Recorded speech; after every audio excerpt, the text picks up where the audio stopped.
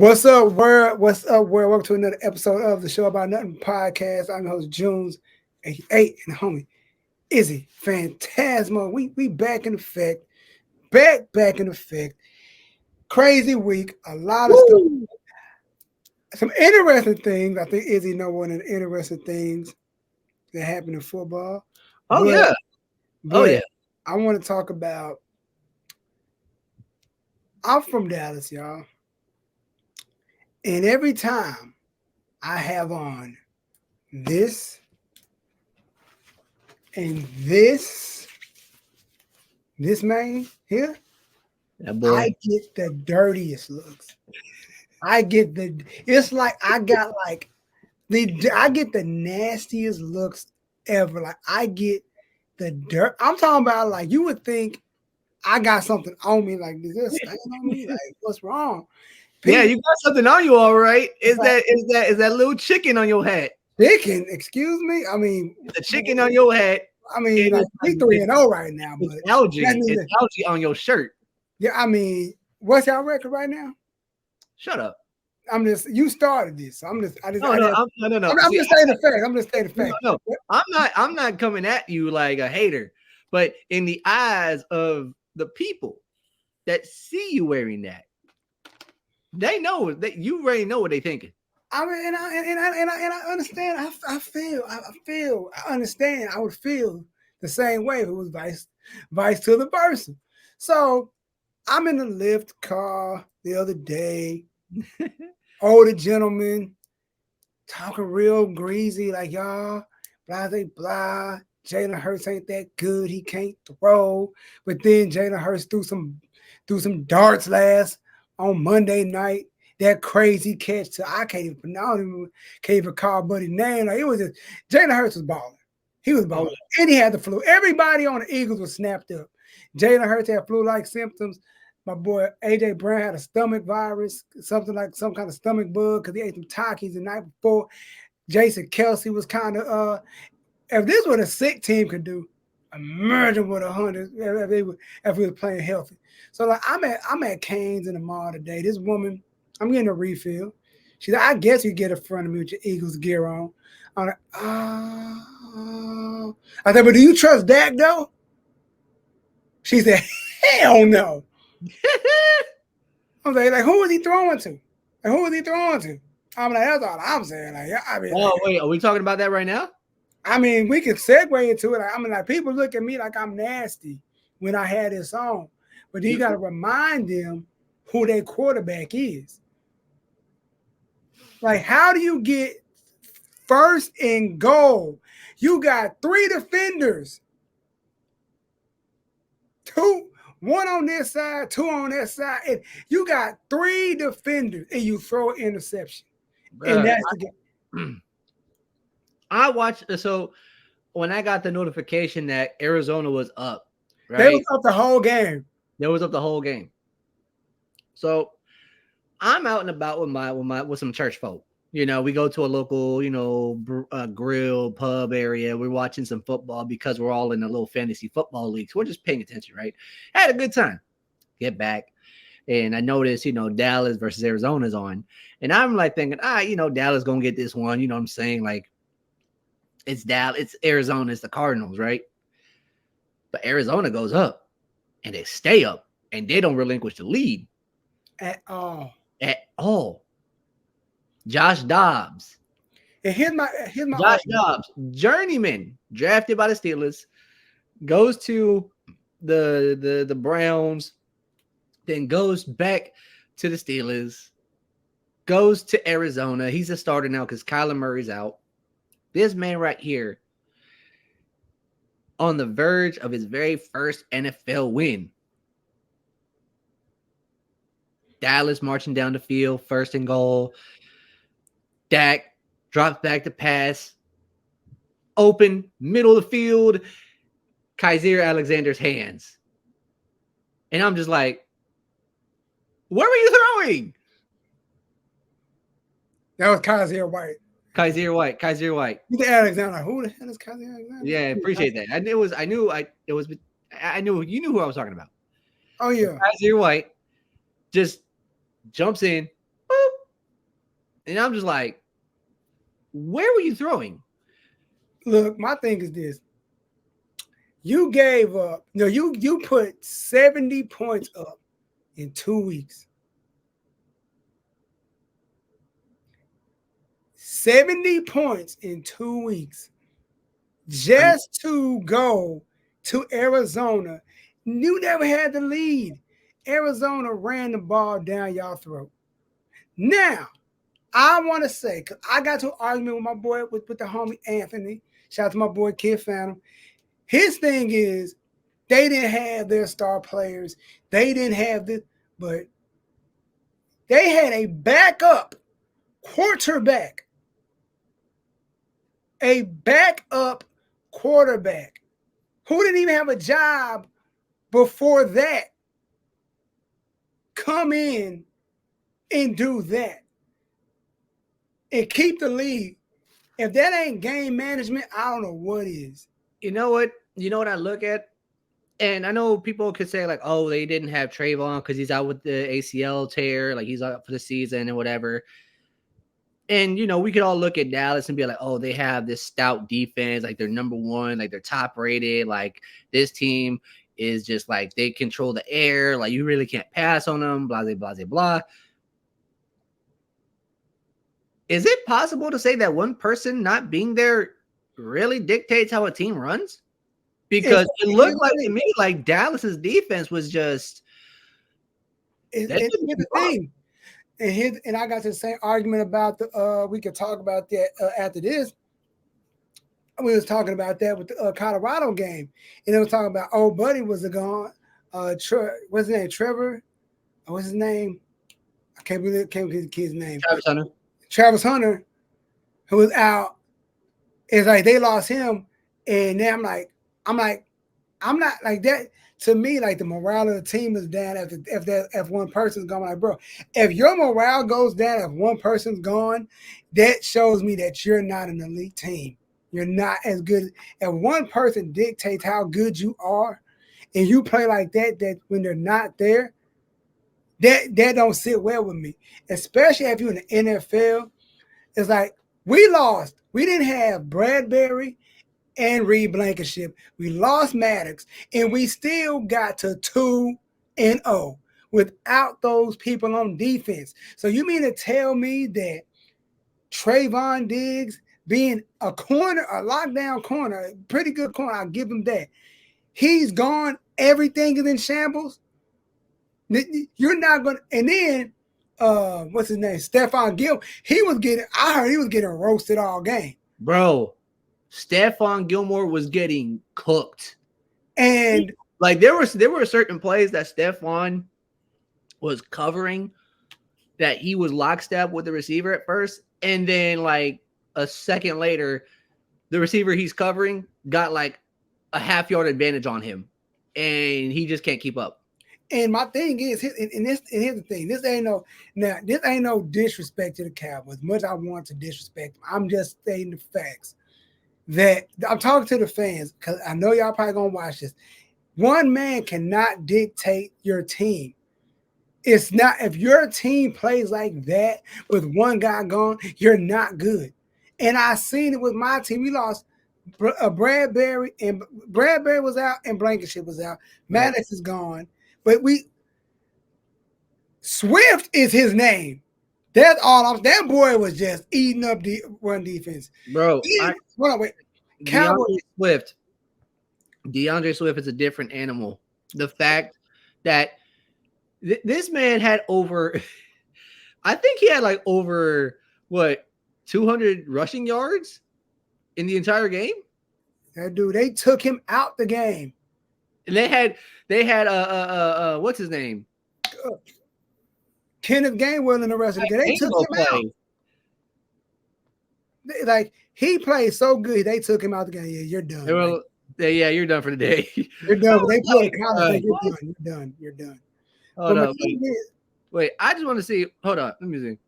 I'm about to. DeAndre Swift, 16 carries for 130 yards.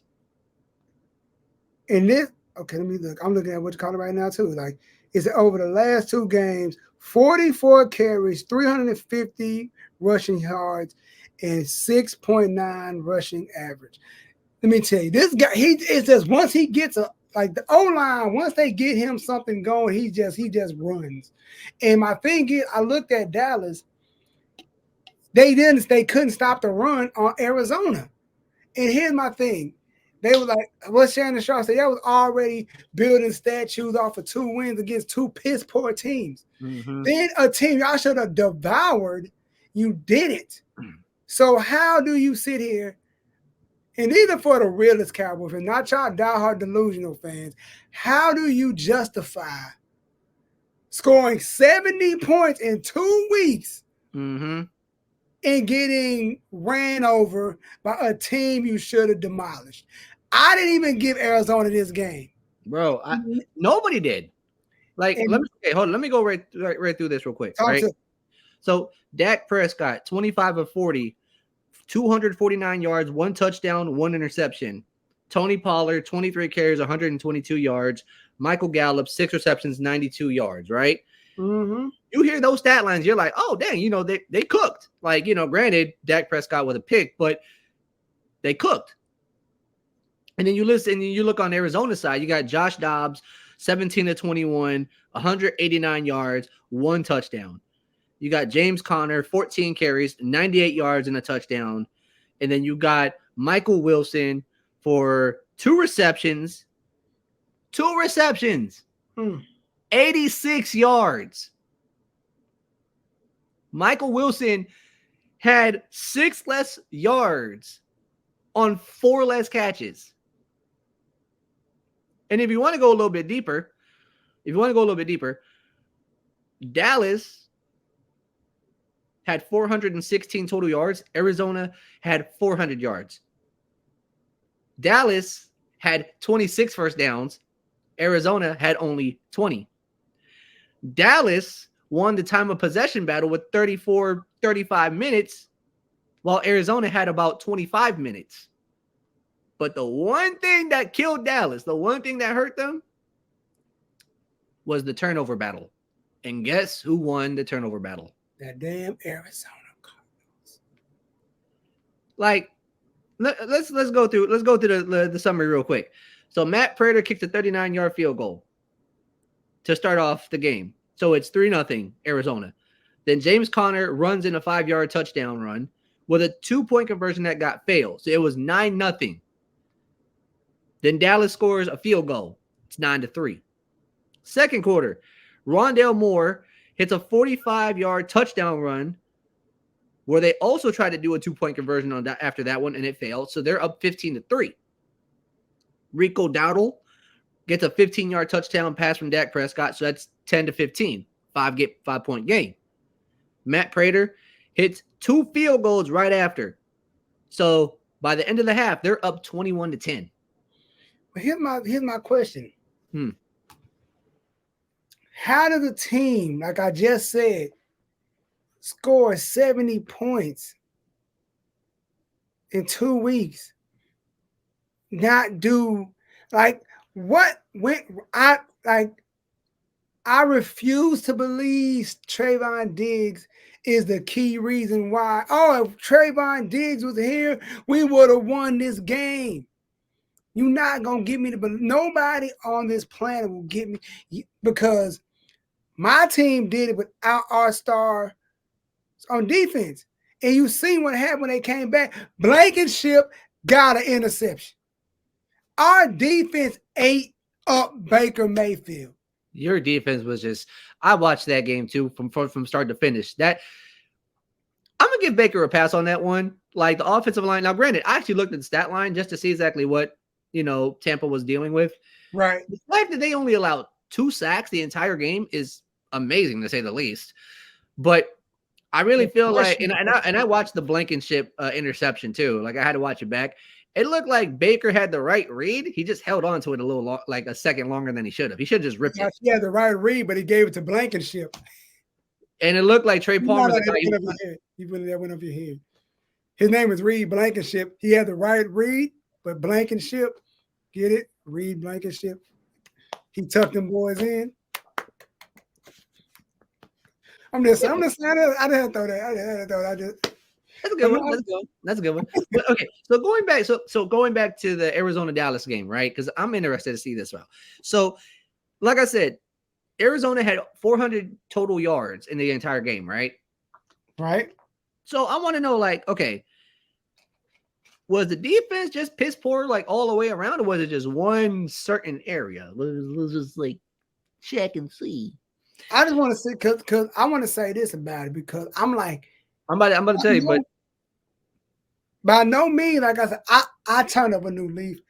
I mean, I blame my man Izzy because I've been very proactive on Twitter since this season started sports. So I've really been going in this season. I know you've seen me go off on Insta. I've been really going in this year. I blame this some bastard right here. Like I blame my boy. Yeah, me. this dude stay getting in trouble on Instagram, on Twitter. He stay getting in trouble. But this dude stay twitch on, look what I did. But now I'm like, nobody really came at me. But I'm just sitting here like, I don't understand how. I'll tell you how. Please. Okay, so here's the thing. So I'm looking at the box score right now for this game, right? Mm-hmm. So, like I said, 400 total yards. Dallas had 231 yards through the air, while Arizona went 178 yards through the air, right? So the secondary kind of held up their own. You know, they kind of did their thing. They kind of limited their pass a bit. Here's where it gets scary. Dallas could not stop the run, like you said. They allowed 222 yards on the ground, 30 rushing attempts with a 7.4 yard average. That means every new set of downs, they were converting by the second down on the ground.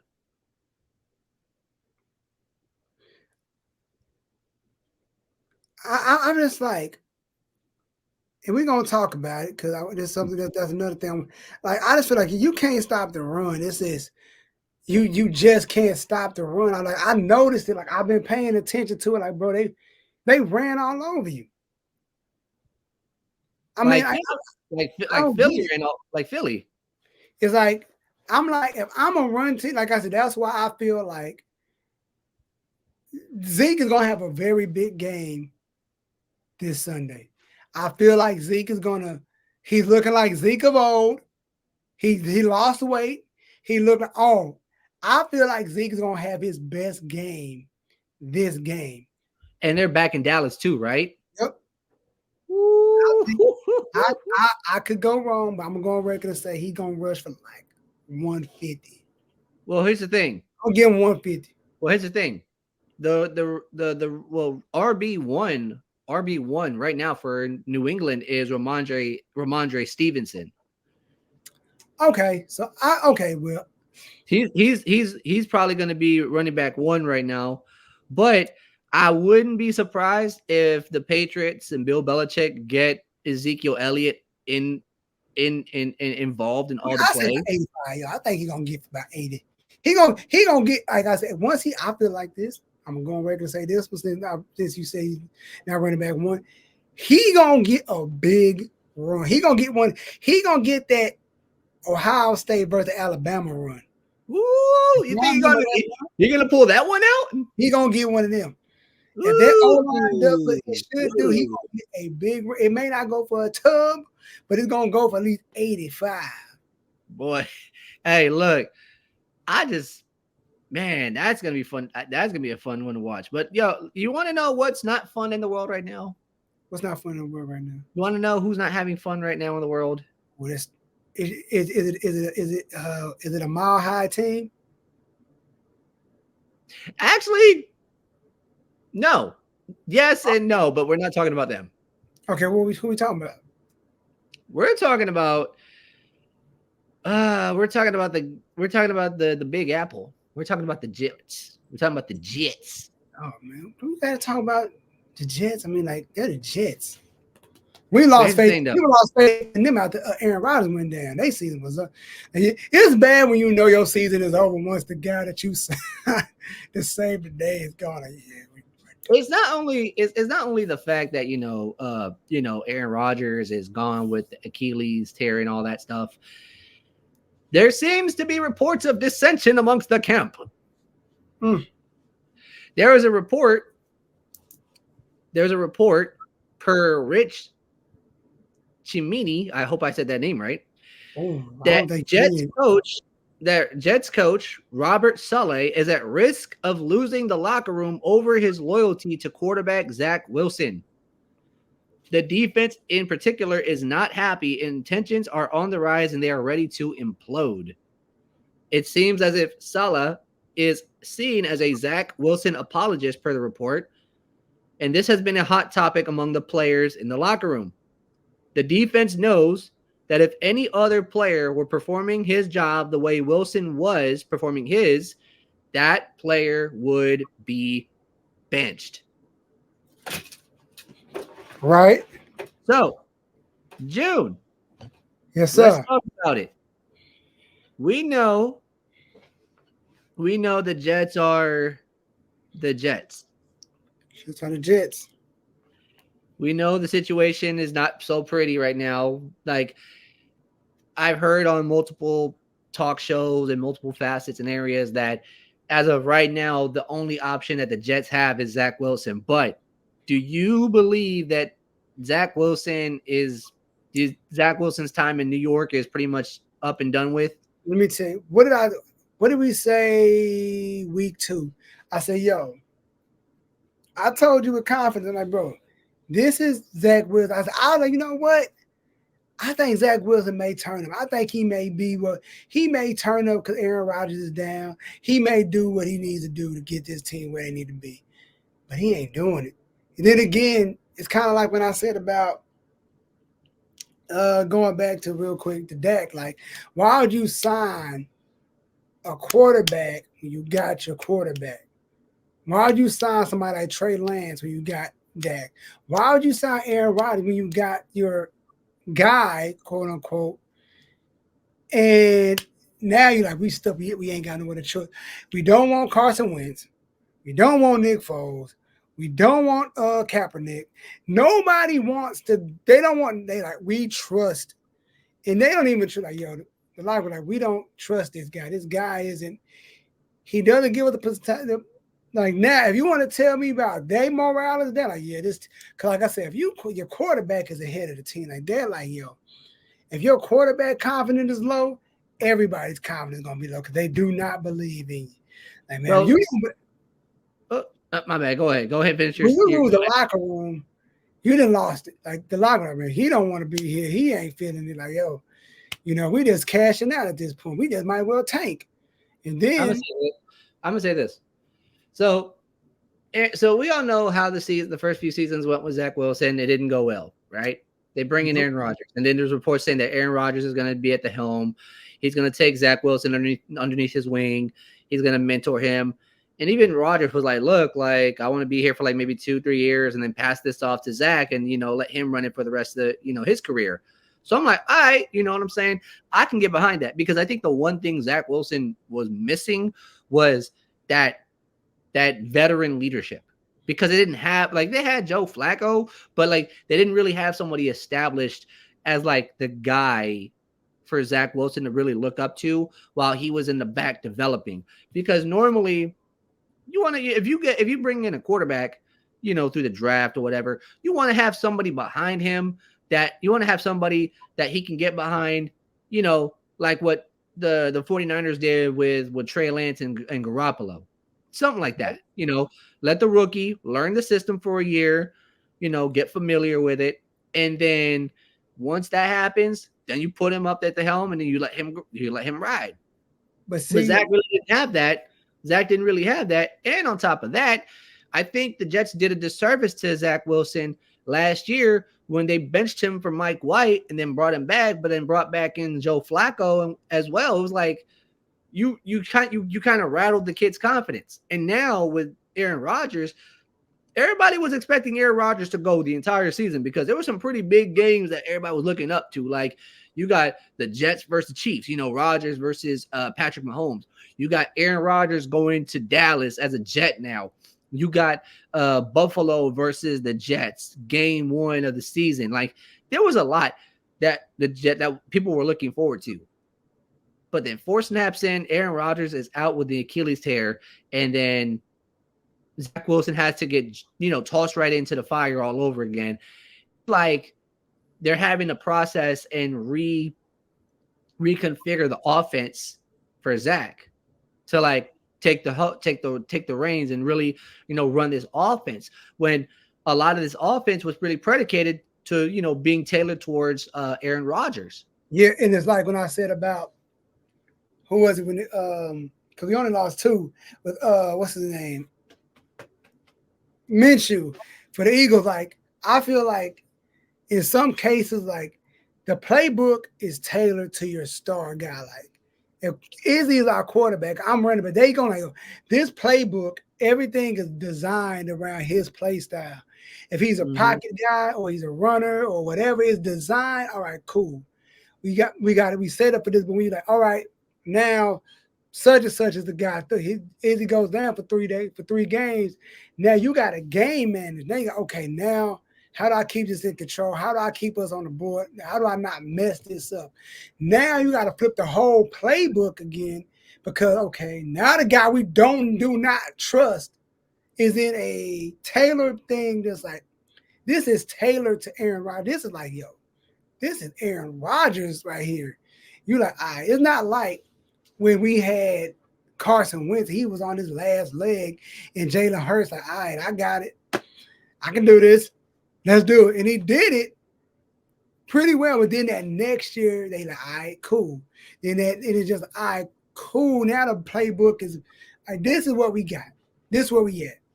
But I'm like, with the Jets, it's like, I don't think they have that guy that can go in like with that, all right, with the, how do I say, Jalen Hurts mentality. Like, all right, cool. I know what I got it. Don't worry about it. I got it. Don't worry about it. I got it. Just tell me what I need to do. All right, cool. Yeah. Let's go. I don't think Zach, he ain't that guy. I just think he's one of those guys that balled. I think he went in college, like who balled in college, but can't cut the mustard in NFL. It doesn't translate. You want to know what got Zach Wilson up? What got him like brought in? What? His pro day at BYU. Oh, didn't he have like a crazy pro day? Like Zach Wilson was good in college. Don't get me wrong. Like he balled out at BYU, but he really wasn't like one of the top draws as a number 1 pick. Like he really wasn't in the conversation. After the pro day happened and he had like a crazy 70-yard bomb or like he threw, that's when a lot of people were like, yo, this kid got a cannon. Like what? And that's when all the eyes started shifting towards him. Are you telling me that Zach Wilson is that guy? We all seen this guy. You played basketball before. You played ball before. You hoop, right? Yeah. Hoopers know what I'm about to say. Are you telling me Zach Wilson is the guy that comes to the court with all the stuff on, headband, mouthpiece, sleeve, Jordans on, his leg? He got the Gatorade bottle, not just a regular water bottle, the Gatorade water bottle. This dude looked mouthpiece. He looked like the hooper, but you see him, you catch him, hit a long bomb 3. Oh, let's use this guy. Yeah, we need an extra guy. Then you feel like, yo, this guy is trash. Get off the court, bro. Like, nah, time out, bro. You didn't mean, I missed that one, man. Let me warm up. Dude, we didn't ran 3 games. You are trash. Go home. I feel like Zach Wilson was that guy who got lucky. Then you seen him in practice, seen him in game. Yo, this dude is ass. But we already signed him, so we can't get rid of him right now. My thing is, it's like, I don't want to say the Jets got buyer's remorse, but it's like, ugh. It's like, ugh. Because let's be real. Quarterbacks are hit and misses, and you never know who's gonna be what. I feel like. Do you think Chicago hit or missed on Justin Fields? I don't think he got enough. I don't think he has. There's not enough there for him. Like, I just feel like Okay, so here's my question. Justin Fields, let's say he wants out of Chicago and like the Bears decide to like, we're just going to up and trade him. Where would you like to see him? I would give, okay, to be honest, I would give him a shot just because of who's there. I'll give him to the Jets, or just because who's there, the Commanders. Because Scary Terry and his boy Chase Young is there. So the connection. I mean, you don't have no. I mean, the Ohio State connection, but he didn't get to play with Scary like that. He didn't get to play with Terry was long gone before he got there. But it's that Ohio State connection. Like but if he went to goddamn the Jets, he's thrown many bombs to Garrett Wilson.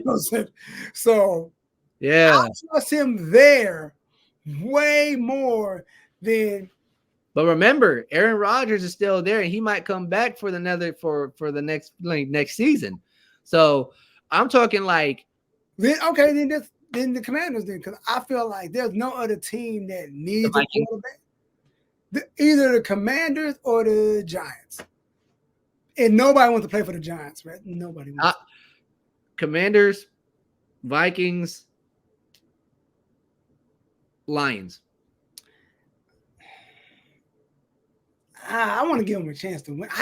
I still don't trust the Lions yet. Like the Lions, like I just feel like I think he would thrive more in Minnesota. Like I said, Commanders, Giants, Minnesota. The only three players I think he got a chance of winning. If there was a legitimate shot, because they got a good receivers. Because he runs too much, and I was the first like, yo, if you get him some good pieces, they'll be fine. But like that, it's the damn Bears. It's the. I think, like he said it best, the coaching is the situation. Yep. Coaching is the situation. But you want to know, when it comes to coaching, who's like not really cutting it right now? That's really got his team in a tussle. Oh, Sean Payton.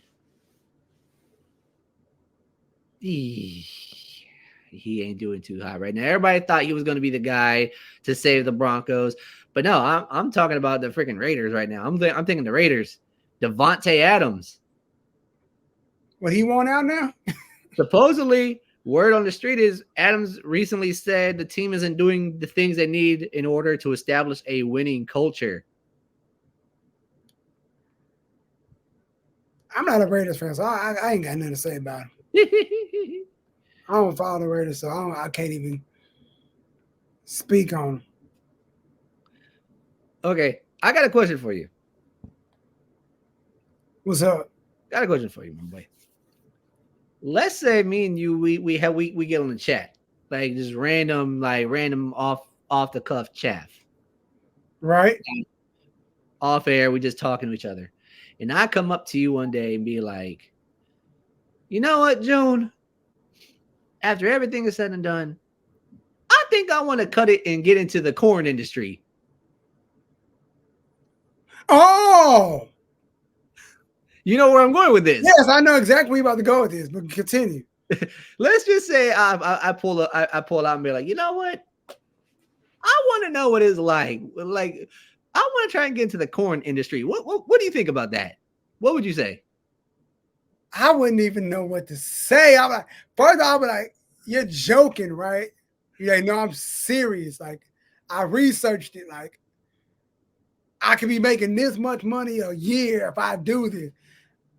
First I'll be like, bro, what went wrong? Like, I'll be like, huh? I wouldn't even know what to say. Like, what would your mama say? What would your sister say? Like, shoulder. I'd be like, as your bro, I'd be like, I support you. I ain't gonna watch none of it. I'm gonna support you. Just like a separate Twitter. I don't want nothing jumping up on my timeline. I don't want to see none of that. No. Okay, so over the weekend, Mr. Cheetah himself, Tyreek Hill, was on Twitch and he had wide receiver of the Tampa Bay Buccaneers, Mike Evans, on the call. Oh, And Tyreek said live, when I retire, I want to try and make a cut, try and cut it in the porn industry. What do you think about that? I don't even. Mike Evans' reaction was like he was befuddled. He didn't even know how to respond. Like Tyreek was legit looking for like some sort of response. Like he was looking for like some sort of like advice about it. And Mike was like, "Hey man, you do you, bro. Like that's all you."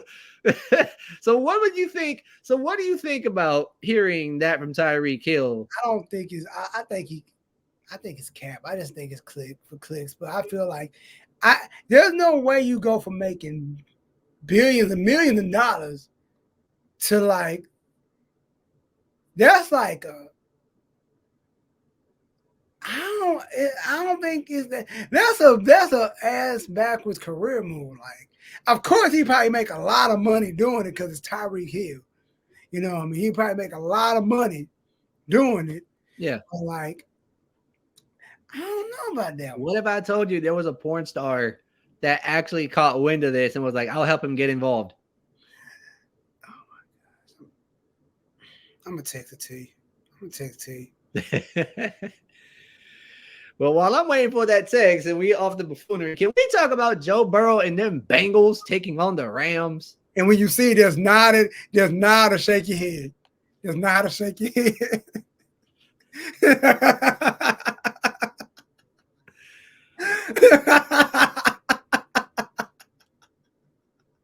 Hold up. Hold up. I got you right here. Just wait for the response. Oh, wait. Oh, jeez. But anyway, go ahead. Yeah. Go ahead. We're going to leave it at that. We're going to leave it at that. Don't end it right there.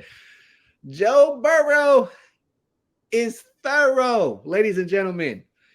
Last week, I came on this podcast and I was concerned about the Bengals in this Monday night game versus the Rams. Mr. June, what was I talking about the Bengals? What did I say? I forgot. What was you saying about the Bengals? You had faith in them, right? I was shaky about it because the whole conversation piece was Joe Burrow re-aggravating his calf strain injury, week 2 loss versus the Ravens at home. And there were reports saying that Joe was trying to push to play in the Monday night game, that he had gone through all the preliminary checks and supposedly he passed all of them and it would be a game time decision. There really hadn't been any word. And then ultimately he was active. He was activated for the game. He was going to play. I watched this game. I watched Joe Burrow play.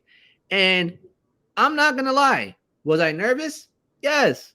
I was nervous because one wrong move and he could re-aggravate that calf injury and like that's it.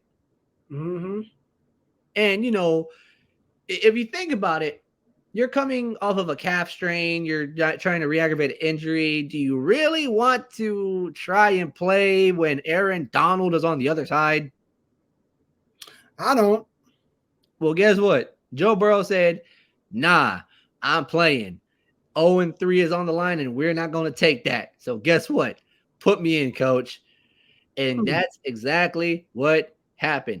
Joe Burrow would finish the night off 26 for 49, 259 yards with an interception to boot. Now, I saw the interception that he threw, and this wasn't even on Joe.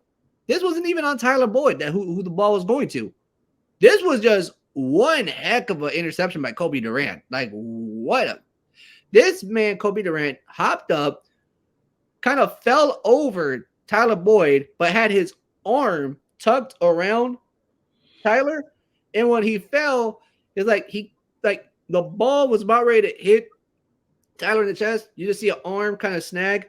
They both fall over, and you just see Kobe like run, like kind of roll over, perk up, and he's got the ball right here. And when they play the replay, it's a slow motion, like one-handed grab while kind of blanketing Tyler. And I was like, that's a hell of a – you just got to give that one up to the defense right there. That was one hell of a play.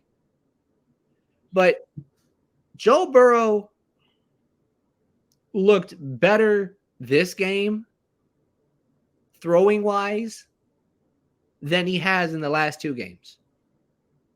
He looked a lot more comfortable in the pocket. He was moving around a little bit better. Granted, he wasn't moving like full speed, but he was moving around way more than what he was able to last few weeks. And he was able to make the throws that he needed to. Like, he got Jamar Chase involved. And this is something that Jamar Chase was kind of like talking about. He was kind of frustrated that he had about 10, 13 catches in the last 2 games. Like, he wasn't being really utilized the way that he was normally being utilized. This man had 12 receptions for 141 yards. Right. 15 targets, 12 receptions, 141 yards. Everybody was talking about, we need to get Joe Mixon more involved in the ground game. Like, we need to open up the ground game to open it up for Joe Burrow so he can get more comfortable in the pocket and really get the ball running. Get the ball going out his hands. Joe Mixon, 19 carries, 65 yards, and a touchdown. The Bengals looked a lot cleaner on offense. The only thing that I will say was that Monday night game, that was a bit of okay. I'm gonna, because we gotta switch gears. I don't want this video to be but I joked on Twitter that interception Jalen Hurts threw was by far the funniest one I ever seen. Because he tried to get 6, but we got 2. Oh, we talking about the Delaney pick at the 1-yard line? Yes, I'm like, yo. I knew it's gonna be a safety. I'm like, it's gonna be a safety. It's a safety. The way our defense was acting a fool, like a safety come. Bro, first. Bro, I'm watching the game. My ESPN alarm came up 22 to like 22 to 3. And I'm like, what the hell? And then it goes and you see them try to run the ball out of the end zone on a team that's rated number 2 in the run defense area. I get Tampa Bay was trying to establish the run. They've been trying to do this. They're trying to do this all season. They were dead last in run and running attempt and rush attempts and rushing yards per carry, rushing touchdowns. Pretty much any category that had to do with running the ball, they were last. And they're trying to flip the script. They're trying to get, more active in it. Right. But you're going against the number 2 rush defense. Who's that Jordan? Is it Jordan Davis? Jordan Davis. 6'8"? Is he 6'2", 6'3"? Boy. He's a big boy with a very big wingspan. That man snapped up Rachaad White so many times trying to run up the middle. And there was moments where Rachaad would find a hole. And this is the thing that I've been hearing about with Tampa Bay fans, and even Todd Bowles talked about it. Rachaad needs to stop dancing around. You see the hole, hit it. Don't dance around. Vision and patience is something that's his strength. He needs to see it, hit it, and just go. I don't care if it's 2 yards, 3 yards. You need to go after it. Stop trying to dance around and make something happen. That's not going to happen. If you see something there, go after it. And some of the pressures they were getting was insane. Bro, what? It's soon the ball is snapped, they're bull rushing. You see everybody that's moving forward. Then Baker, he's trying to, then Nolan Smith, when he cracked Baker, everybody thought Baker was injured. He got, oh, damn, that Baker might never been hit like that. Right. So, again, I'm watching this game, right? And I want to see Baker succeed, but I was kind of okay, this is the Eagles we're talking about. We know that this could get out of hand. And I was thinking about this earlier today. I was looking at the stat line and everything. The way the Eagles were playing, granted, they weren't that great in the red zone, and third down conversions weren't really cutting it for them or whatever. This team should have been putting up 30, should have put a 30 piece on them boys. Yeah, I think they was doing too much. I think for the Eagles to get held to just 25 by a Tampa Bay defense that's been banged up in the secondary, that couldn't really get the pressure like they were used to. If you look at the Eagles' offensive line and defensive line, that's their strengths. Those are the strengths. That's the strength of the Philadelphia Eagles. Their offensive line and defensive line is their strength. Everybody will look towards Devontae Smith and A.J. Brown on the outside, DeAndre Swift back on the backfield with Jalen Hurts. Everybody will look at those star players, even Dallas Goedert. They'll look at the weapons. And then on the defensive side, you'll look at Blankenship. You'll look at Big Play Slay. You'll look at who's some of the other corners that help out. Oh, we got Bradbury. Bradbury, We had Slade, Maddox. Bradbury, Slay, Blankenship. Like you guys got like weapons on the outside to defend the pass. Yep. When you look at the stars and you're like, oh man, that's star studded. They're loaded, like da da da da. Dude, it's the offensive line and the defensive line. The Philadelphia Eagles were bullying the Buccaneers in the trenches. I Yep. watched the Buccaneers presser. Todd Bowles and Baker Mayfield both said the same thing. We got out physical. And I feel like when you got all those, you got then Jalen Carter. This man is just defensive rookie of the year is his. Bro, he's got more pressures than freaking what? He's got like what? 14? He's got I'll 15. send it to you. Hold on. He's got like 15 pressures. He's got like 15 Yeah, pressures. he got 50, okay. Among Here it is. he got 15 Among pressures. among interior defenders, most pressures. Jalen Carter has 15 pressures, while Aaron Donald has 14. And he's a rookie. I'll say this, and we're gonna move forward. I just feel like this ain't even me blowing smoke. The Eagles defense, bro, blow smoke healthy. you want to. Like, y'all. This is gonna be like able to with the ability to start to stop the run. We're amazing. Like Keyshawn Johnson said, yo, Eagles it's just like you gotta stop the run. Like he like, yo, Eagles pretty damn good. Like I'm like, these guys are like, they're getting to the quarterback, they making big plays. Yeah, they have hiccups from that. No, what did he say? The Eagles not even wrinkled out yet. They still got wrinkles. They not even wrinkled out yet. Bro, and then just wait till they get the wrinkles out. Wait till the Eagles have not played their best ball. Let's go ahead and just call it as it is. Of course. The Eagles have not played their best ball. The last 3 games that they have played, and let me see. What? Here it is. So the last 3 games that they have played, 25-20 win over the Patriots, 28-34 win over the Vikings, 25-11. They're averaging about 25, 26 points per game. Yep. And these games have not been pretty games. Like you got matter of fact, they're 20 as of right now, they're 23rd in passing, they're 23rd in receiving, 30th in first downs, which is weird. They're 2nd in rushing and they're 7th in points right now. Let me say that again. They're 23rd in the league in passing with 596 yards. They are 23rd in receiving with 640 yards. They are 30th with only 10 first downs, which I don't know how that's a thing. They have 557 rushing yards. That's 2nd in the league. And they have 84 points total in the first 3 games. That's 7th in the league. You look at Jalen Hurts right now. Jalen Hurts has thrown for about, what's his stat line look like right now? 3 touchdowns, 3 interceptions with an 84.52 passer rating. They're not even wrinkled out yet. Jalen has played some questionable ball. He's made some questionable decisions passing wise, but yet they're winning. Off the strength of their defensive line and their offensive line. And I have in this, I'm not gonna sleep on them because I say this every year. I think the Commanders are like one thing away from being a good team. Not a great, but a good team. I think this Commander game is gonna be the game that everybody show their ass. I could be wrong, but I'm not gonna sleep on the Commanders. But I think it's gonna be a game that we like really turn up. Like, all right, so. But speaking of turning up, last week we said for Colorado, it ain't been good to the city of Colorado at all, whether it's professional or college. They got blown out both ways.